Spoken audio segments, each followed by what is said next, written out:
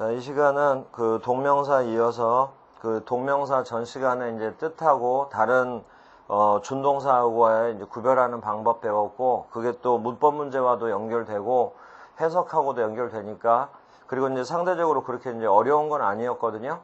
외워야 될 것도 많지도 않았고. 근데 이제 지금부터 할 부분은 그 부정사에서도 한번 해봤지만 그 복문을 단문으로 바꿀 때 이제 동명사를 사용해서도 고칠 수 있거든요. 그래서 이제 그 부분을 배울 거예요. 자, 그래서 동명사를 사용한 문장 전환이에요. 동명사를 사용한 문장 전환인데, 이걸 이제 그 문법적인 용어로 얘기를 하자면, 동명사를 사용을 안 했을 때는 주절, 종속절이 있던 복문이었을 텐데, 동명사를 사용하게 되면 종속절이 동명사로 바뀌거든요. 그러면 종속절이 사라지는 거예요. 그러면 주절밖에 없기 때문에 문장의 주어 동사가 하나만 있으니까 단문으로 이제 문장이 바뀌는 거예요. 자, 이제 여기서 바로 이런 말이 나와요. 부정사에서도 나왔지만 동명사의 의미상 주어, 동명사의 시제, 이런 얘기가 나오거든요. 그래서 이제 바로 연이어서 해요. 동명사의 의미상의 주어라는 게 뭐냐면 복문 속에 있던 종속절 있죠. 종속절. 종속절의 주어를 말하는 거예요. 방금 우리 전 시간에 he is sure to come 그거 했었잖아요. 그때 이제 he를 his로 바꿨죠. 그게 바로 의미상 주어예요. 그러니까 종속절의 주어를 처리하는 거예요. 그럼 이제 바로 본론으로 들어가서 해요. 종속절의 주어를 처리를 하는데 어떻게 하냐면 종속절의 주어를 주절의 주어와 비교를 해요.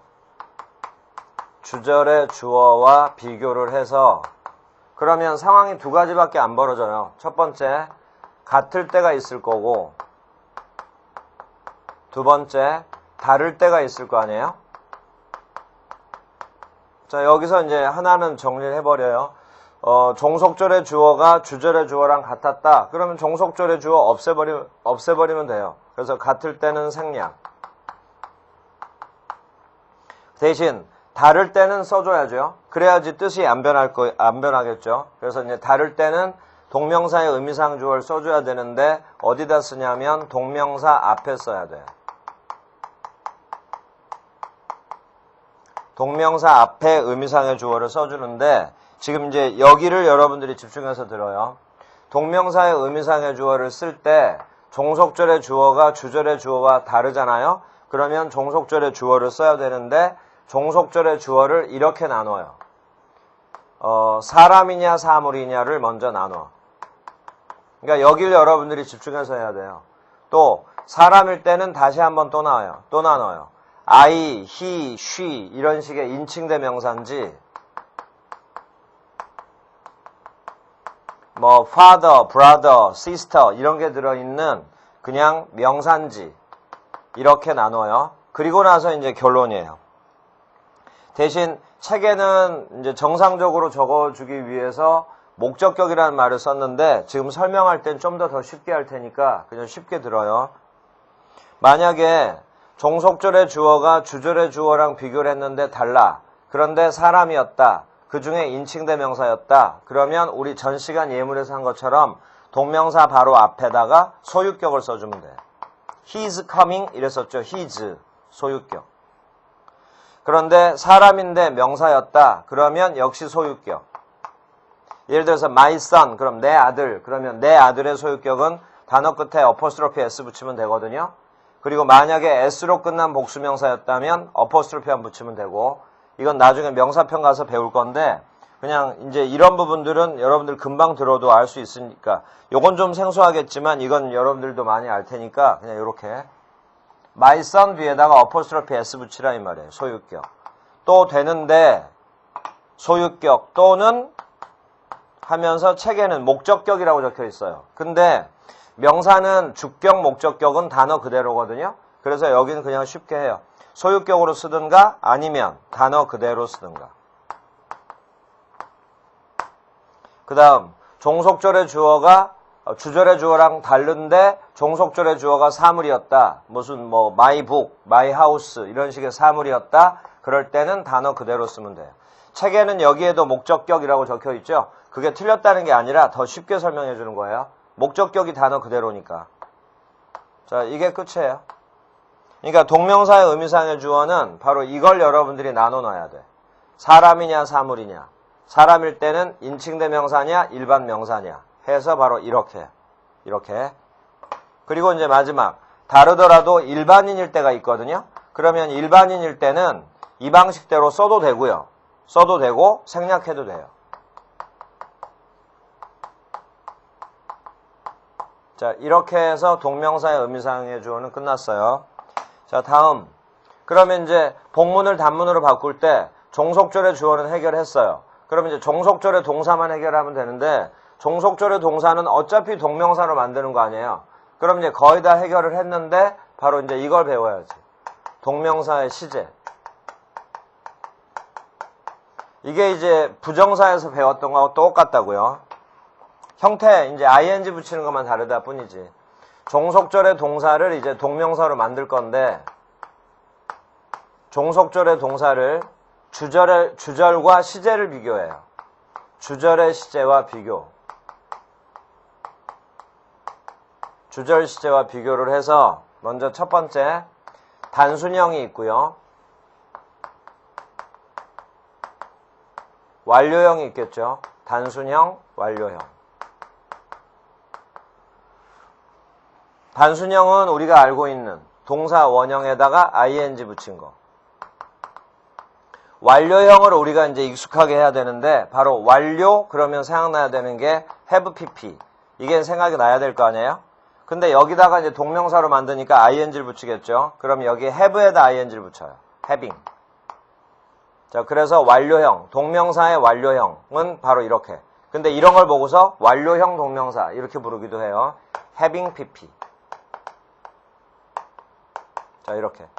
그러면 단순형을 써야 되는 상황, 완료형을 써야 되는 상황이 이제 나올 거 아니에요. 부정사와 똑같다 이 말이에요. 그리고 여기서 배웠던 게 우리 좀 이따가 또 배울 몇 단원 지나서 배울 분사구문도 똑같아요. 단순형 쓰는 상황, 완료형 쓰는 상황이.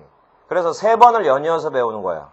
게다가 분사구문은 동명사와 형태도 같아요. 그래서 분사구문의 단순형이 바로 이거야. 분사구문의 완료형이 바로 이거고. 자, 그럼 단순형을 어쩔 때 쓰냐? 주절과 종속절의 시제가 같을 때. 주절과 종속절 시제가 같을 때. 그 다음 완료형은 어쩔 때 쓰냐? 여기를 여러분들이 외우세요. 부정사 할 때도 이랬잖아요. 희망동사, 미래동사 그런 것 때문에 완료형은 어쩔 때 쓰냐면 종속절이 주절보다 한 시제 과거일 때. 바로 여기에 해당이 되면 완료형을 써. 바로 주절하고 종속절의 시제를 비교를 해봤더니 종속절이 주절보다 한 시제 과거였다. 그러면 종속절의 동사를 바로 여기다 넣으라고요. pp. 앞에다 having을 쓰고 having pp. 그런데 이걸 적용해봤더니 해당이 안 되더라. 그러면 종속절의 동사를 바로 동명사, 단순형으로 쓰면 돼. 자, 이렇게 해서 끝난 거예요. 그러면 여기서 바로 예문을 적어줄 테니까 바로 연습을 해보세요. 그리고 이제 이런 연습을 하다 보면 자연스럽게 이제 추가로 뭘 더 공부해야겠구나. 그게 이제 나오거든요. 그런 게 이제 다 교재에 쭉 정리되어 있으니까 교재로 여러분들이 활용해 보면 돼요. 먼저 문장을 쭉 써보세요.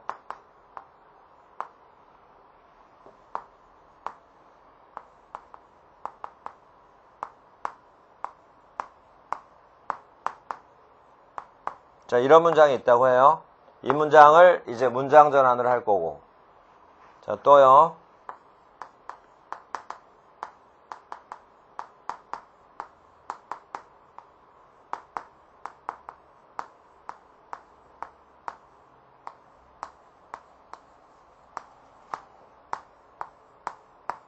자, 이런 문장이 있다고 해요. 또 이 문장을 문장 전환을 하기로 하고.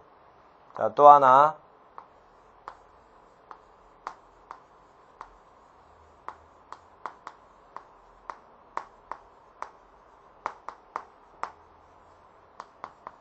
자, 이런 문장이 있다고 해요.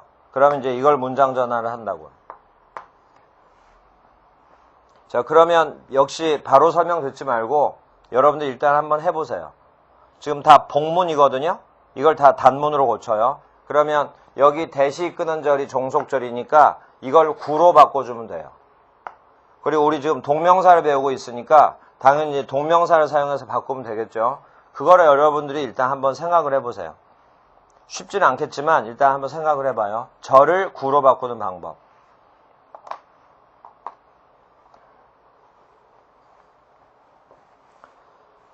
자, 설명을 꼭 먼저 여러분들이 생각을 해본 다음에 그리고 어느 정도 뭔가 가닥이 잡히면 직접 해보고 나서 그리고 지금 설명을 들어야 돼요. 자, 이제 이건 어떻게 해서 복문을 단문으로 바꾸냐. 그 복문 단문 잘 개념이 없는 분들은 한 번만 다시 들어요. 여기 대시 이끄는 절이 바로 종속절이에요. 앞에 있는 I am proud 이게 바로 주절이고 이렇게 주절과 종속절이 합쳐져 있는 문장을 우리가 복문이라고 한다고. 그러면 이걸 단문으로 고쳐라. 그러면 주절이 당연히 중요할 거 아니에요. 그럼 주절은 당연히 그대로 써야지. 주절은 당연히 그대로 쓴다 이 말이에요. 그래 놓고 종속절을 어떻게 바꿀 건지 거기를 이제 우리가 생각을 해야 된다. 자, 이렇게 이제 주절은 그대로 썼어요. 그리고 이제 이게 이제는 아랫 문장에서는 정답이 되는 아랫 문장에서는 유일하게 주어 동사가 하나만 남는 거야. 그러니까 이제 복문에서 단문으로의 전환이 된 거예요. 여기 단문이라는 건 주어 동사가 하나만 있는 문장.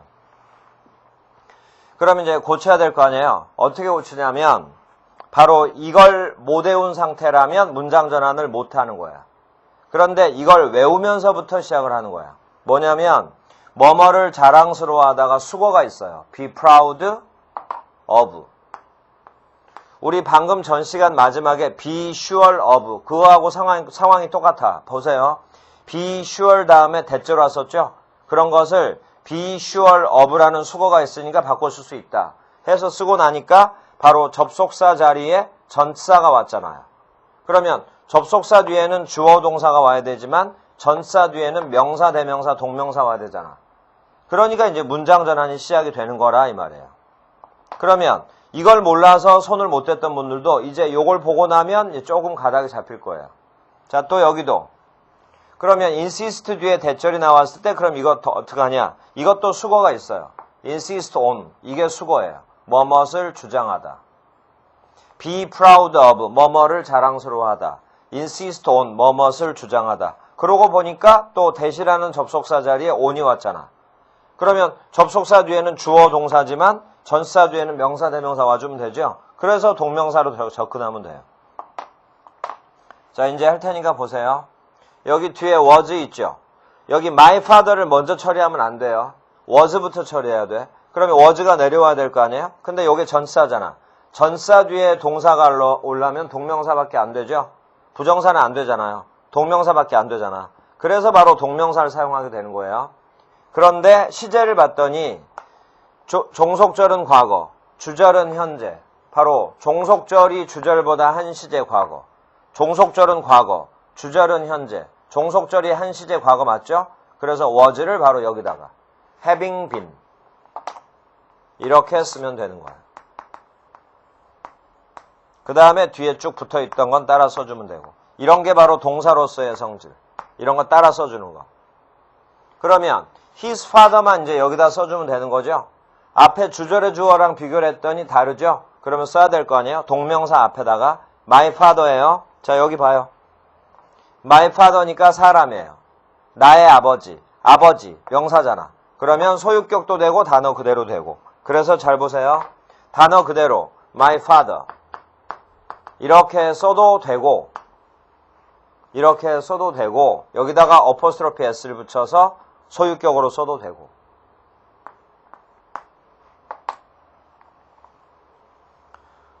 자, 이런 식이에요. 자, 다음 주장하다라는 뜻이 나오면 여러분들이 먼저 떠올라야 되는 게 하나 있어요. 문장 전환은 둘째 치고 문법 시험에 제일 많이 나오는 거라고 강조했던 건데 주장하다가 나왔죠? 그럼 대절에 바로 should를 써야지.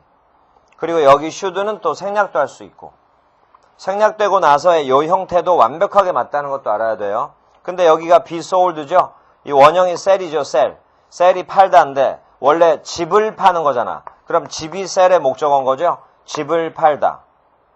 그는 자신의 집을 팔 것을 주장했다. 자신의 집을 팔아야 한다고 주장했다. 말 되죠? 근데 sell의 목적어였던 집이 문장의 주어로 갔어. 그러면 sell이 수동태로 쓰이는 건 당연한 거지. 그 다음에 여기에 should가 생략된 거기 때문에 여기 be는 변화 주면 틀려요. 주절의 시제가 과거라고 그래서 여기다가 과거를 쓴다거나 그런 식으로 쓰면 틀린다 이 말이에요. should가 생략된 거니까 be를 쓰는 게 맞아요. 자, 그러면 이제 문장 전환해라 하면 that 대신에 own을 썼죠? 그럼 바로 요 동사를 바로 동명사로 써야지. 그런데 여기는 should가 생략된 거기 때문에 시제를 따질 수 있는 상황이 아니에요. 그러면 이런 건 단순형 쓰는 거야. 같다고 보고. 그래서 be를 동명사로 being 하고 sold 이렇게 써주면 되는 거예요. 그러면 his house를 써줘야죠. 앞에 있는 주어랑 다르죠. 봐요. 다를 때 동명사 앞에다가 쓰는데 house는 사물이잖아. 그럼 단어 그대로 목적격으로 써라 해서 his house 그대로 쓰면 돼요. 이렇게. 이게 정답이에요.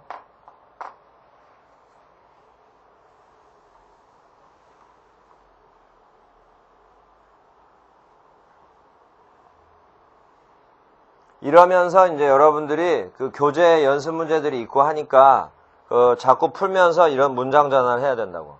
근데 지금 일부러 이제 문제를 지우고 단문만 이렇게 쭉 적어놨거든요. 이 단문을 한번 잘 보세요. 여기서 이제 우리가 조심해야 될 게 있어요. 뭐냐면 지금까지는 이제 동명사를 배우기 전까지는 전사가 나오면 뒤에는 반드시 명사나 대명사가 온다 해서 이건 수식어기 때문에 이렇게 괄호를 쳐라. 그리고 나서 앞과 뒤를 연결해서 이제 문장을 보면 문장이 간단해지니까 보기가 쉬워질 거라고 그랬는데 여기서 이제 한 가지 조심해야 돼요. 안 배웠을 때는 뭐 방법이 없었겠지만 이젠 배웠으니까 잘 생각해봐요. 여기 of가 전사 아니에요. 근데 바로 뒤를 보니까 my father라는 명사가 있거든. 그래서 일부러 소유격을 써도 되는데 그냥 apostrophe s를 없애본 거예요. 그러면 전사의 목적어가 my father구나 라고 생각할 수가 있을 거 아니에요. 그래놓고 괄호를 쳐버렸어. 그리고 나서 요건 수식어에 불과한 거니까 앞뒤가 연결되겠지 해서 보면 연결될 리가 없지. 무슨 얘기냐면 이걸 이제 조심하라 이 말이에요. of 뒤에 my father가 목적어 아니지. of의 목적어는 바로 요거예요. 동명사 having been 요게 목적어라고. 그럼 my father는 뭐냐? 동명사 having been의 비동사의 주어였던 거지. 만약에 이게 주절의 주어랑 같았다면 이거 없어지는 거 아니에요. 근데 다르니까 지금 여기다 써줬었던 거잖아. of의 목적어가 아니라 이 말이에요. of의 목적어는 동명사가 of의 목적어 이거. 그럼 my father는 뭐고 뒤에 있는 a teacher가 뭐냐? 이게 바로 동사로서의 성질. 동사였는데 of라는 전사의 목적어 자리에 쓰여야 되기 때문에 동명사로 바꾼 거 아니에요. ing. 그러면 명사로 변했잖아. 동사가. 그런데 자신만의 주어는 father잖아. 자신의 보어는 teacher고. 그러니까 자신만의 주어나 목적어나 보어는 이렇게 데리고 다니는 거. 이런 게 바로 동사로서의 성질이라 이 말이에요. 그러면 of의 목적어가 뭐냐? 바로 여기서부터 끝까지 다예요. 그 중심이 동명사가 있는 거지. 동명사의 의미상 주어, 동명사의 의미상 보어가 이렇게 따라온 거라 이 말이에요. 그러면 my father having been a teacher를 뭐라 해석해야 되냐? 잘 보세요. 아버지가 교사였었던 것, 아버지가 교사였던 것을 나는 자랑스러워한다. 자랑스러워하는 건 지금, 아버지가 선생님이었다는 건 과거, 아버지가 선생님이었다는 것을 나는 자랑스러워한다. 이렇게 해석할 수 있어야 돼. 그래서 여기도 지금 문제를 지어본 건데 전사 on의 목적어가 his house다? 이러면 틀려요. on의 목적어는 바로 being이요. being. 그러면 앞에 있는 명사는 뭐냐? 이 비동사의 주어를 이렇게 써준 거라고. 이런 걸 바로 동명사의 의미상 주어. 그리고 비동사 뒤에 있던 건 따라온 거고. 그러면 전치사 on의 목적어가 뭐냐? 끝까지지, 끝까지. being이 중심이 되고 앞에 his house 뒤에 sold 이런 거 따라온 게 바로 동사로서의 성질. 그는 자신의 집을 팔아야 한다고 또는 팔 것을 주장했다. 자, 이래서 이제 이 정답, 답이 되는 걸 여러분들이 익숙하게 해서 해석을 할 줄 알면 그러면 또 자연스럽게 여러분들 실력이 한 단계 높아지는 거야. 자, 그러면 이제 마지막으로 예를 들어준 거. 그 여자는 내가 거기에 갈 것을 제안했다. 여기도 중요한 것이 제안하다잖아요. 그래서 여기 should가 또 빠진 거야. 생략한 거야. 동사 원형 이렇게 쓰는 게 맞다 이 말이에요. 그러면 좀 전에 be proud는 뒤에 of를 썼고 insist는 on을 썼기 때문에 이제 동명사로의 시작이 됐었는데 그러면 suggest랑 관련된 수건 뭐냐? 이렇게 가야 되는데 suggest랑 관련된 수건 없어요. 우리 방금 전 시간에 뭘 배웠냐면 suggest는 특징이 동명사만을 목적어로 취하는 동사라 배웠어. 동명사를 목적어로 취한다고. 그래서 suggest는 종속절의 동사를 바로 동명사로 써버리면 그게 답이에요. going 이렇게. 관련된 수고 없이 동사 바로 뒤에 동명사가 목적어로 와주면 돼.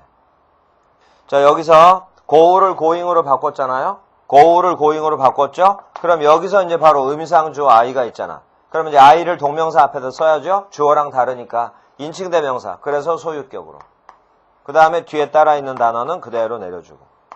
이 빨갛게 써놓은 이게 바로 동사로서의 성질. 자, 해석이요. 그 여자는 내가 거기에 갈 것을 제안했다. 그녀는 내가 거기에 갈 것을 제안했다. 자, 이렇게 단어의 특징을 이제 알게 되면 여러분들이 이제 이런 문장 전환들이 조금씩 익숙해지는데 그래서 어느 순간에 많이 익숙해지게 되면 그때부터 여러분들 실력이 배로 느는 거예요.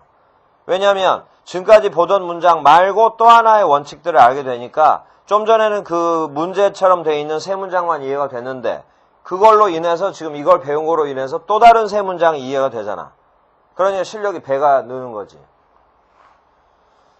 자, 그런데 이런 것들이 연습이 안 된 상황이라면 절대로 늘 수가 없어요. 익숙해질 수가 없고. 그러니까 연습을 많이 해야 돼. 귀찮더라도 이런 문장 전환 연습을 많이 해야 돼요. 그리고 방금 이런 거 배웠잖아요. be proud of라는 걸 모르면 문장 전환 못하는 거였죠. insist on 모르면 못하는 거였잖아요. 이걸 책에다가 정리해놨으니까 암기하면서 같이 공부해 나가면 돼요. 그게 어디 있냐면 73페이지 6번에 1번 맨 위에 6번에 1번 동명사 관련 어구라고 해가지고 뭐 문장 전환처럼 해놨는데 서로 뜻은 관련이 없지만 성격 같고 전사가 같기 때문에 단어들을 묶어놓은 거거든요. 그러니까 이제 이런 것들을 여러분들이 하나하나 암기를 해야 된다 이 말이에요. 수거 암기하듯이. 그 전사는 동그라미를 쳐놨죠. 앞에 있는 동사나 형용사랑 연결시켜서 수거로 외워야 돼요. 예를 들어서 그 첫 번째 줄이요. be ashamed, ashamed 밑줄 쳐봐요. ashamed 자리에 옆에 형용사들이 쭉 들어가고 요 형용사들의 특징은 뒤에 대절이 목적어로 와요. 아주 특이한 경우예요. 그런데 아래를 봐요. 뭐로 바꿨었냐면 형용사 쭉 쓴 다음에 마지막에 of가 나왔죠. 우리 아까 첫 시간에 했던 거 뭐뭐를 확신하다는 be sure of 또 방금 예문으로 들었던 건 be proud of 이런 걸 수거로 외워야 된다 이 말이에요. 그래서 이제 그 아래도 그렇고 그 다음에 쭉 내려와서 2번 있죠. 2번. 2번에서 위로 3칸 올라가 봐요. 그러면 insist 뒤에 대절 나왔죠. 근데 관련된 수거 insist on on에다가 네모 쳐놨죠. 전사 신경 써서 왜 암기하라 이 말이에요. 그리고 마지막 줄. 더 다음에 추상명사가 나오고 대주어 동사 나왔죠. 거기 대주어 동사 밑줄 쳐봐요. 이게 바로 써놓으세요. 동격의 명사절이에요. 동격의 명사절. 이런 것을 단문으로 바꿔라. 그러면 전사 중에 동격의 전사가 of거든요. 그래서 of를 써서 뒤에 동명사를 쓰는 거예요. 거기 of 밑에다가 써놔요. 동격이라고 쓰세요. 자, 그 다음 아까 첫 시간에도 잠깐 얘기했었는데 이제 최근에 그 경향상으로 따졌을 때 뭐 부정사를 목적으로 취한다, 동명사를 목적으로 취한다, 그런 것도 시험에 많이 나온다고 그랬는데 요 73페이지에 2번 있죠, 2번. 이것도 시험에 많이 나와요. 근데 요 2번이 바로 뭐냐면 그 수거들 중에 to로 끝나는 수거들 중에 어떤 거는 부정사가 와서 to 플러스 동사 원형이 오는데 어떤 거는 to가 전사라서 뒤에 동명사가 와야 될 때가 있거든요. 그러니까 그건 평소에 공부 안 해놓으면 전혀 감을 잡을 수가 없어요. to 다음에 동명사가 와야 되는지 to 다음에 동사 원형이 와야 되는지는 평소에 앞에 관련된 거를 연결해서 외우지 않은 이상 알 방법이 없어. 그 내부에서는. 그래서 평소에 이걸 암기를 해야 돼요. 그 2번처럼 이게 이제 2년 전 기출문제가 이거예요. 2년 전, 3년 전. object to. 요게 시험에 나온 거예요. to가 전사기 때문에 뒤에 동명사 온다. 그러니까 문제 정말 단순한 거예요. 근데 이걸 못 외웠으면 이제 문제를 풀 때 또 확률이 반으로 툭 떨어지는 거지.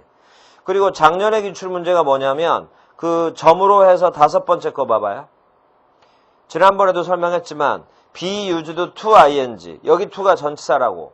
근데 옆에 동의어 보세요. be accustomed to ing. 요게 작년 기출이에요. to가 전치사라는 거. 그래서 뒤에는 동명사 온다는 거. 그리고 바로 아래 look forward to. 이건 옛날부터 뭐 수도 없이 시험에 나왔던 거예요. 마지막 to가 전치사라는 이유 딱 하나로. 자, 그래서 바로 이 부분들은 근데 책에 있는 것 말고도 또 이런 건 많이 있을 수 있을 거 아니에요? 근데 그런 걸 걱정하지 말고 먼저 책에 있는 것부터 암기를 하라 이 말이에요. 제일 시험에 많이 나온 것 위주로 적어놨으니까. 자, 그래서 이제 이 부분은 정리를 하고 이제 여러분들 공부해야 되고. 자, 이제 여기 잠깐 보세요. 예문을 또 몇 개 적어줄 테니까 그 예문을 이제는 해석을 해보세요. 해석을.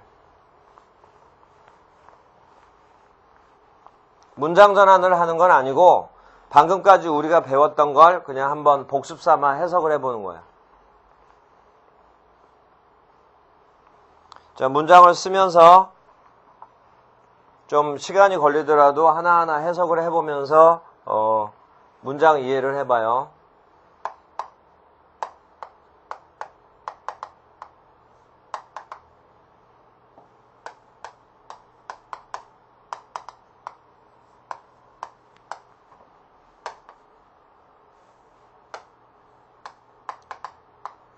자, 문장이 길어져서 그냥 두 줄로 쓰는 거니까 요 바로 아래에 이어서.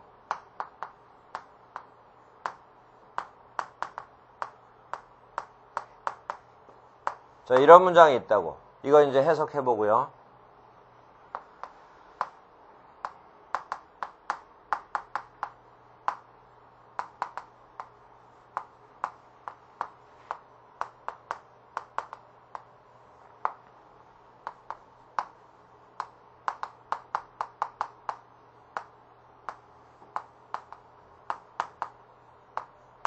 아래에 있는 두 문장은 좀 비슷해 보일 텐데 어떤 차이가 느껴질 거거든요. 그 차이를 잘 따져서 이제 여러분들이 또 해보고.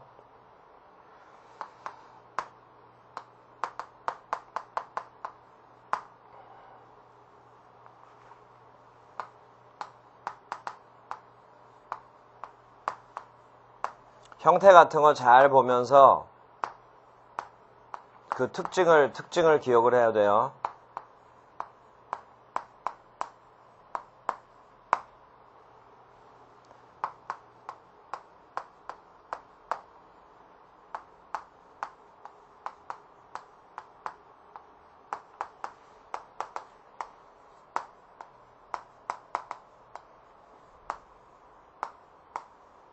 바로 이런 거. 단어가 그렇게 어려운 것들은 없어요. 근데 얼마나 정확하게 해석이 되냐, 그게 이제 관건이에요. 그리고 이제 마지막으로 하나만 더.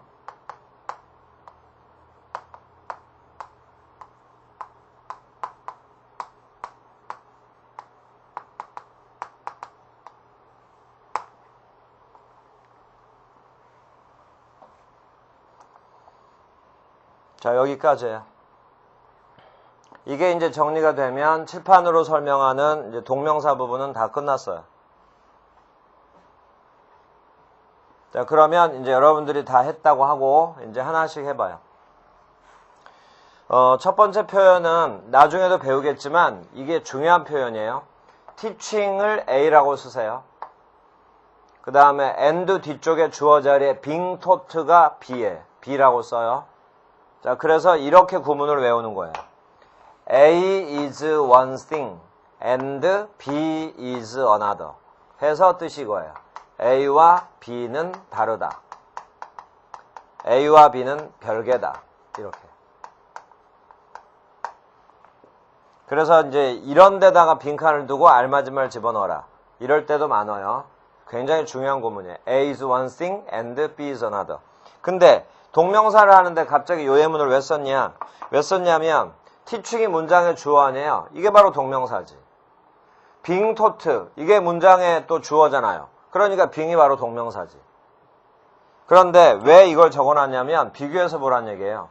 여기는 teach 가르치다에다 ing 붙였죠? 근데 여기는 teach를 뭐 해놓은 거예요? 수동태로 쓴 거 아니에요? 그러면 이건 능동태 아니에요? 그럼 능동으로 적혀 있으면 능동으로 해석하면 되고 수동으로 적혀 있으면 수동으로 해석하면 된다 이 말이에요. 능동 수동으로 이제 체크해 가면서 가란 얘기예요. 그러면 teach는 가르치다인데 수동으로 쓰면 be taught. 그럼 가르쳐지는 거죠. 말 정리를 하면 배우는 거죠. 이렇게. 능동이면 능동으로 해석, 수동이면 수동으로 해석하라 이거예요. 자, 해석이요. 가르치는 것과 배우는 것은 완전히 다르다. 가르치는 것과 배우는 것은 별개다. 이 뜻이에요. 자, 다음. I don't like. 이게 문장의 동사. don't like. 문장의 동사. 문장의 동사인데 약간 이제 뒤쪽에 차이가 나죠? 잘 보세요. I don't like 바로 뒤에 doing 왔죠? 이게 바로 목적어야. 동명사. 그리고 do라는 단어의 자체 목적어가 such a thing 따라온 거고. 근데 아래를 보니까 my father가 갑자기 껴있긴 하지만 뒤를 보니까 do에다 ing를 붙였고 그 do의 목적어 such a thing 그대로 따라 나왔죠? 그래서 바로 여기 my father가 뭐냐면 like의 목적어 아니고 like의 목적어는 이거예요. 그럼 my father가 뭐냐? 동명사 do의 의미상 주어였던 거야. such a thing은 동명사 do의 의미상 목적어가 되는 거고. 그러니까 여기 my father를 그냥 써도 됐지만 여기다 apostrophe s를 붙여도 맞는 거예요.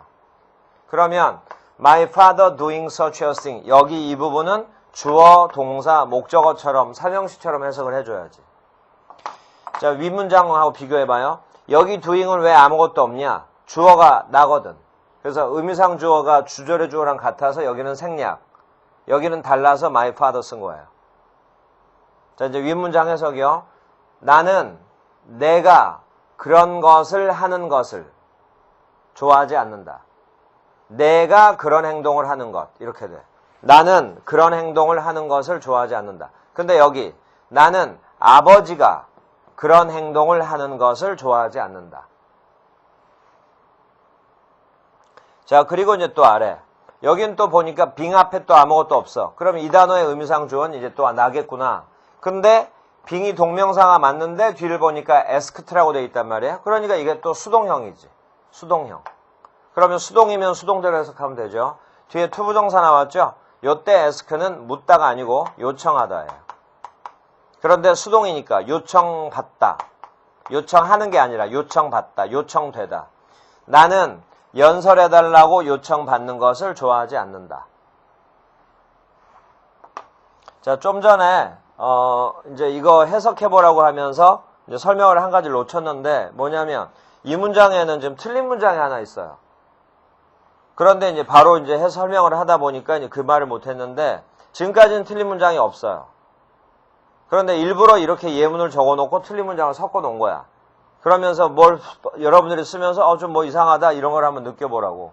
그러면 지금까지는 괜찮거든요. 그럼 남아있는 두 문장 중에 한 문장은 틀린 거예요. 그럼 이제 그게 뭔가는 지금이라도 한번 해봐요.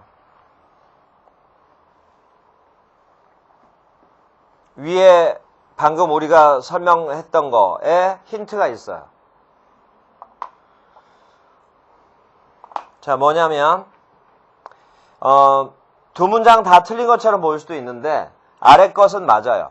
이건 좀 예외적인 표현이야. 그래서 우리가 추가로 공부를 해야 되고 바로 이 문장이 틀린 문장이야. 뭐냐면 보세요. I never heard of 할 때 of가 전치사죠. of의 목적어는 search a thing이 아니고 having done이에요. having done. 그리고 having done이라는 표현은 완료형이잖아요. 완료형이면서 능동의 뜻이에요. 왜냐하면 과거분사 앞에 비동사가 없으니까 능동이지. 요게 단순형일 때는 doing이었겠죠. 근데 한 시제가 과거니까 having done 이렇게 썼겠죠. 뭐가 문제냐면 일부러 나란히 예문을 적어놓은 거야. do의 목적어가 search a thing 아니에요. do의 목적어가 search a thing 해야지 내용이 맞지. 그런 행동을 한다. 그런 일을 한다.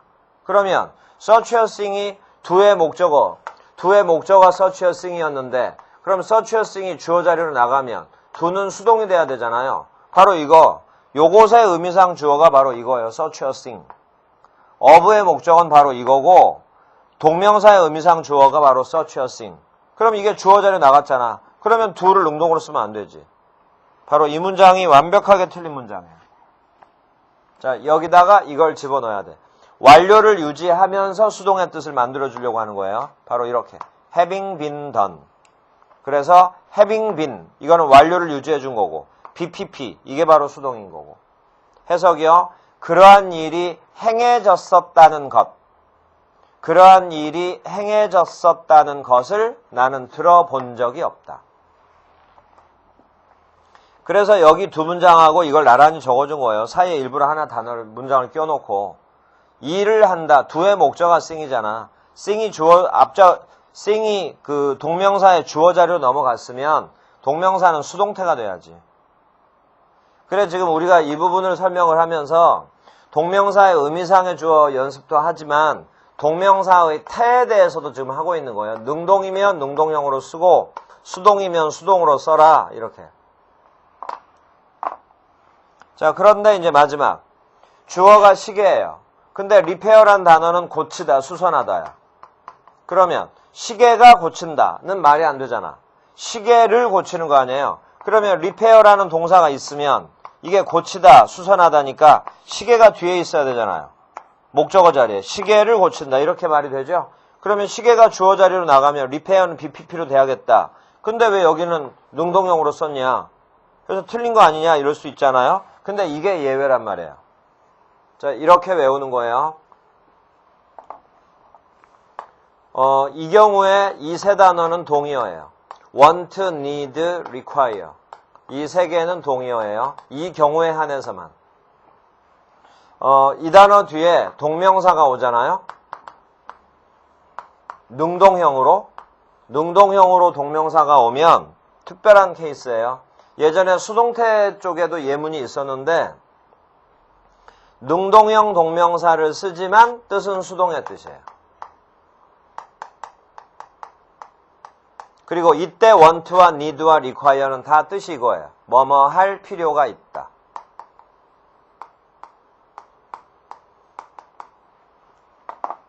자, 조금 더 집중해서 들어요. 수동의 뜻이기 때문에 동명사를 수동으로 써서 여기다 ing를 붙였다. 이렇게 쓰면 틀려요. 우리가 느끼기엔 이렇게 써야 될 것 같아. 그런데 이렇게 쓰면 안 되는 예외적인 표현이 바로 이거예요. want나 need나 require 뒤에는 능동형 동명사가 와서 수동의 뜻을 갖는다. 해서 봐요. 정확하게 맞아요. 이제 해석이요. 내 시계는 고쳐질, 수동으로 해석하는 거야. 수리되어질 필요가 있다. 고쳐질 필요가 있다. 자, 그래서 이렇게 쓰면 안 된다고요. 수동의 뜻이니까 수동형 동명사로 써서 being repaired 이렇게 쓰면 안 된다 이 말이에요. 자, 그런데 한 가지 더. 바로 여기서 부정사로 바꿔 쓸 수가 있는데 부정사로 쓸 때는 정상대로 써. 뭔 얘기냐면 수동의 뜻이기 때문에 부정사로 바꿔 쓸 때는 수동 형태로 쓰라 이 말이에요. to be pp. 바로 이건 정상적인 표현이에요. 예외적인 게 이거라서 외우라는 거고. 대신 수동형인데 동명사 수동형으로 쓰면 틀린다. 그래서 여기도요. repairing을 being repaired라 쓰면 틀리지만 이렇게 쓰는 건 맞아요. to be repaired. 이렇게 바꿔 쓸 수 있다는 거. 그런데 이 두 개 중에 아래 게 정상이잖아. 수동의 뜻을 수동으로 쓴 건 정상이잖아요. 그러니까 위에 걸 외우라고 하는 거지. 자, 그래서 교재를 보면 74페이지에 7번 설명을 지금 한 거예요. 그리고 7번 아래 보면 박스 있는 게 그게 방금 지금 설명을 한 거고. 자, 그래서 이제 동명사랑 관련된 이론 설명은 끝났는데 이제 지금 제일 중요한 게 하나가 남았거든요. 그런데 그게 바로 뭐냐면 8번이에요. 그 8번에다가 별표를 치세요. 동명사의 관용적 표현. 문법 단원 20단원 중에 단원마다 관용적 표현이라고 그래서 암기해야 할 사항들이 나오는데 그게 이제 다 어휘거든요. 근데 그 관용적 표현 중에 제일 중요하고 그리고 여러분들한테 제일 중요하다는 얘기는 시험에 제일 많이 나온다는 얘기거든요. 그게 바로 여기 8번의 동명사의 관용적 표현이에요. 여기를 여러분들이 외워야 되는데 당연히 외우기가 어려울 거예요. 처음에는. 왜냐하면 여러 단원하고 막 걸려 있어요. 이 그 문장 전환 같은 것들이. 그래서 진도를 한 번 나갈 때, 두 번 나갈 때 점점 달라져요. 그래서 점점 쉬워질 텐데 여기를 특히 신경을 써야 되고 이건 여러분들이 힘들지만 확실하게 외워두면 완전히 점수가 딱 굳어져요. 요건 외우면 그대로 문제에 맞출 수 있다고. 외우기만 하면. 뭐 이해하고 뭐고 아니에요. 기본적인 품사는 이해를 해야겠지만 그거 말고는 완벽한 동의와 암기하는 거예요. 8번은 그래서 굉장히 중요한 거니까 여러분들이 암기를 해야 되고요. 처음 진도 나가는 분들은 첫 번째 것만 외워도 돼요. 각 동의어들은 나중에 외우더라도 첫 번째 것만 어떻게든 외우고 넘어가려고 하면 그 다음부터는 이제 가닥이 조금씩 잡혀. 왜냐하면 다른 단원하고 연결되는 게 많아요. 다른 단원하고 연결되는 게 많기 때문에 다른 단원에서 또 보면서 효과를 보고 올 수 있고 이거는 외운 만큼 바로 효과 보는 거예요. 문제는 쉽게 맞출 수 있거든. 외웠다면. 자, 그리고 이제 그걸 외우고 나서 그거랑 관련된 예문이 76페이지에 설명들이 쭉 있으니까 하나하나 해석해보고 이해해보고 그 다음에 뒤에 해설을 보고 맞춰보면서 이렇게 이제 공부해 나가면 돼요. 자, 그러면 여기까지가 동명사 수업은 끝난 거예요. 이제 대신 맨 처음에도 얘기했지만 동명사는 어렵지는 않지만 암기사항들이 쭉 있다고 그랬죠? 지금 암기사항이 이제 여러분들 몫으로 딱 남아있는 거예요. 자, 그래서 그 부분들만 여러분들이 좀 신경 써주면 동명사는 그렇게 단원 자체가 어렵지는 않은 단원이니까 충분히 연습한 만큼 효과를 보는 거예요. 자, 그러면 이 시간은 여기까지 하고 다음 시간이 이제 준동사의 마지막이거든요. 영어에서 준동사 제일 어렵다고 그랬는데 이제 그 마지막 그게 8장 분사예요. 자, 그건 이제 다음 시간에 하기로 해요. 자, 여기까지예요. 수고하셨어요.